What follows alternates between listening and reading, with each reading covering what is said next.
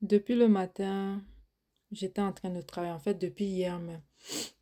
Et il y a des photos, des images qui passent par rapport à une jeune dame aux États-Unis qui a reçu ces choses parce qu'elle a déjà son patron et une autre personne. Vous savez, tout en restant neutre. Quand tu traverses une situation où tu vis du harcèlement au niveau du travail, en famille, tu vis un stress intense, va demander de l'aide. C'est important. C'est très important. Avant que ça n'aille loin. Personne ne peut vivre dans le stress continuellement sans avoir des séquelles, sans que ça t'affecte. Voici, c'est triste. Elle a reçu quelque chose comme 50 ans. C'est pas facile. Je pense qu'elle doit regretter même. Et sa famille, moi-même, doit souffrir de voir leur fille, leur soeur, partout sur les réseaux sociaux et tout. C'est pas évident. L'année passée, j'ai connu un cas comme ça.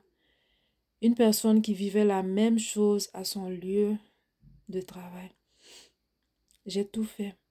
Moi-même, j'ai accompagné cette personne pour aller demander de l'aide parce que je voyais comment ça l'affectait profondément. Moi-même, j'avais des défis en ce moment-là, mais comme cette personne était plus dans le besoin, j'ai mis mes défis de côté. Je me suis dit non, tu es en situation d'urgence. Quand je te vois aller, c'est pas normal. Qu'est-ce que j'ai fait? Je l'ai porté par la main. Je l'ai amené devant les professionnels. J'ai dit, il a besoin d'aide. Cette personne par elle-même, elle ne sait même pas qu'elle a besoin d'aide. Je vois cette personne aller, elle n'est plus fonctionnelle. Elle vit du harcèlement au travail. Moi-même, je suis allée parler devant les personnes, les professionnels du domaine. Je me suis battue pour avoir de l'aide. Heureusement, ça s'est bien terminé. Mais imagine si je n'avais pas été assez sensible, si je n'avais pas eu ce discernement-là. Je vous promets, quand j'amenais cette personne-là, waouh, c'est là que j'ai vu que ça peut aller très très loin, très loin. Moi-même qui te parle, j'ai vécu ça en 2015. En 2015. La nuit, quand je pensais seulement au boss, à la tête de mon chef d'équipe, j'avais des crises d'angoisse et j'étais enceinte. D'ailleurs, j'ai accouché à 27 semaines de grossesse. Est-ce que c'est dû à ça? Je ne sais pas. Mais j'étais dans le stress intense. Quand je rentrais à la maison, au lieu de dormir, je pensais à qu'est-ce que j'allais vivre le lendemain. À un moment donné, on m'avait nommé comme responsable chef d'équipe. Et c'est comme un travail de bureau. Tout ça, ça a rajouté du stress encore, beaucoup de choses. Je suis allée les voir. J'ai dit merci pour le poste, mais ramenez-moi mon ancien poste, s'il vous plaît. Je ne supporte pas le stress. Ça, c'est moi. Mais ça continuait, je vous promets. J'étais malheureuse. Et quand je voulais démissionner, il y a des personnes proches de moi qui me disaient non, supporte, tu as besoin d'argent pour payer tes factures. Mais à quel prix? Je me suis retrouvée avec la préclampsie. Je ne sais pas si c'est lié, mais je me suis retrouvée, j'étais enceinte. Je ne me reposais pas. Quand je rentrais à la maison, je commençais à stresser. Qu'est-ce qui va se passer le lendemain? Je stressais. J'avais des palpitations la nuit, des sueurs alors qu'on était en hiver. C'était pas facile. Et un jour, je suis partie. Je supportais pas. Je n'arrivais même pas à travailler tellement le stress était intense. À 11 heures, je me suis levée. Et je faisais partie des meilleurs. Des meilleurs. Une première fois, j'ai démissionné.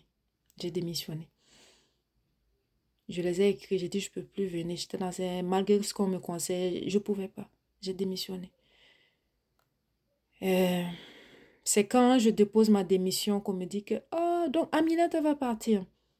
Celle qui traite le plus grand nombre de dossiers. C'est ce jour-là j'ai su que je faisais partie des meilleurs. Je ne l'ai jamais su.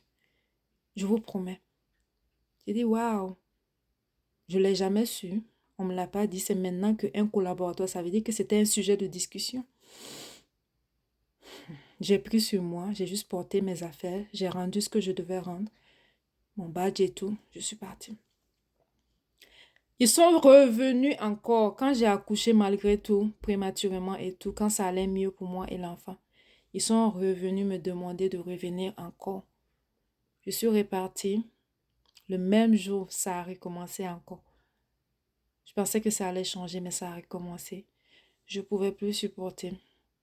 À 11 heures, je suis allée rendre mon badge et tout. J'ai dit, je vous remercie encore pour l'offre. Je vais arrêter. Ma santé mentale, c'est important pour moi. Je préfère rester sans revenu, avec la paix. Je dors bien la nuit, que d'avoir des revenus, beaucoup de sous et je ne dors pas. J'ai démissionné. Tout le monde me regardait avec les gros yeux. J'ai déposé mes choses et suis partie sans me retourner, sans regarder en arrière même. Et c'est depuis ce jour jusqu'à aujourd'hui, je n'ai plus fait mon CV comme ça pour aller porter déposer. Les gens me disent tout le temps, ah, tu vas pas aller comme ça, il y a une offre alléchante là-bas et tout. Et non. Même quand c'est difficile dans le business, parce que oui, il y a des hauts, il y a des bas. Je me bats. Je dis plus jamais je ne veux retourner dans ça. Au contraire, je vais offrir des emplois avec des meilleures conditions. Ce que j'ai vécu, c'est des expériences.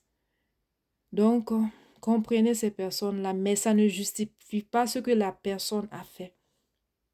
Non, je ne suis pas là pour cautionner. Non, non, non, non. Peu importe ce qu'on vit, on va devant les autorités, même si ça prend du temps, on patiente. On démissionne, on s'assoit, on patiente. Il y a un temps pour tout. Mais on ne se fait jamais justice soi-même. Jamais. Jamais.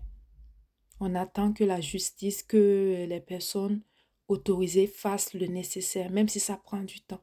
C'est un conseil, je l'ai toujours dit, mon numéro est disponible pour toute personne qui vit des situations difficiles. Toute personne qui traverse des choses comme harcèlement, même dans le foyer, beaucoup de choses. Tu ne vas pas bien, tu te sens mal, tu es dans un mal-être profond et ça dure plusieurs jours. Je ne dis pas un mal-être passager là, oui, un état dépressif passager, non, non, non. Ça dure plusieurs semaines, plusieurs mois. Tu n'arrives même pas à t'occuper de toi. C'est pas normal. Tu dois aller à l'hôpital. Tu dois aller vers les professionnels ou bien tu cherches une personne de confiance, tu parles à cette personne. Cette personne peut entamer les démarches pour toi. C'est très important. Ne négligez pas la santé mentale. Alors, c'est un message que j'avais sur le cœur. On va lancer le live tout à l'heure. Voici l'alarme qui sonne. C'était une très grosse journée, mais je voulais vraiment parler. Il y a la nouvelle gamme qui vient de sortir. Passez vos commandes, que ce soit en détail ou en gros. Passez vos commandes. La livraison est très, très rapide. Très rapide. Il y a des endroits, c'est 24 heures. Des endroits, c'est 48 à 72 heures. Même aux États-Unis, souvent 72 heures. Donc, passez vos commandes. Je suis disponible pour vous et nous travaillons fort en équipe pour que vous ayez vos produits rapidement. On peut même vous former si vous prenez une certaine quantité. Moi-même, je vous forme sur la vente en ligne.